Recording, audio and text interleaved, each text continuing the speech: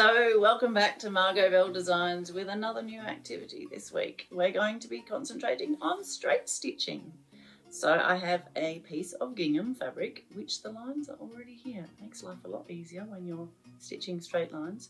You can use plain fabric like a calico or something that you found at your fabric shop. And you can rule lines in like a chalk or a pen or something so that you've got a line to follow. Okay, about 15 centimeters wide by about 1 meter long. And we're going to fold it in half and stitch it and make it into a loop to go through our machine. It's just a great exercise for people learning how to sew, or if you've got a new machine, getting used to the speed on your machine. There is a minimum and a maximum, usually on most machines, but it's great to get used to controlling the fabric flow through that presser foot. Okay, and you can go a little bit fast or a little bit slow. It's a fabulous exercise for children learning how to sew. You can take the needle out if you want to, or you can do it with no thread initially when you're starting, but it's up to you. What do you want to do? You're the designer. I'm just trying to teach you how to do everything, okay? I am a qualified pattern maker that's been working in the Australian fashion industry for quite a while, and I just want to teach you a few hints and tips and things to get you going, things to get you making your own things. So let's have a try. I'm trying to line up my checks as best possible. Don't stress too much if you can't. And we're popping it under, and we'll do roughly a centimetre seam.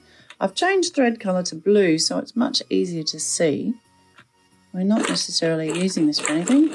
Quick back tack, about 3 stitches is all you need for a back tack. Some people get carried away and do 5 or 10 stitches. It's not necessary. Just a back tack on each end will hold that stitch in place and not come undone. Put your presser foot down. Some machines you have to hold the thread at the back. Now we don't need to worry about a back tack when we're just practicing our stitching, and we're just going to stitch along this middle line here and see how we go. Don't worry if your machine, if you're not going too straight or if it's a little bit wonky. We're just practicing, but it's just to get used to going fast and going slow. So here we go. One hand at the top, one hand to the front, and you're just guiding the fabric through. Okay, doing as best you can. Sometimes you can go slow, sometimes you can go a bit faster. And pull the fabric out.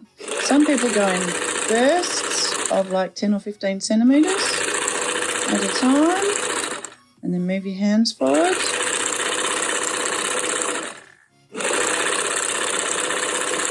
Always got to keep control of this hand here. You don't want it going anywhere too close to your presser foot. Okay. Right. Now we can leave those threads in there and just come over to the next line. Now I've got a bit of a challenge for you. You can work on concentrating with this presser foot sitting to this side, and then we can move it to the other side and have it sitting to the left. Okay, we'll try one at a time and see how we go. So this is what you use for like a twin needle and a hem or something.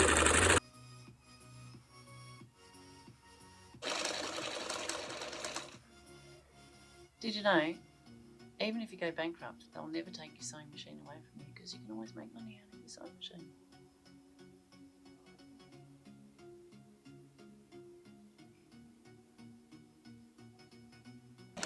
Just wanted you to know that you're never too old or too young to learn how to sew.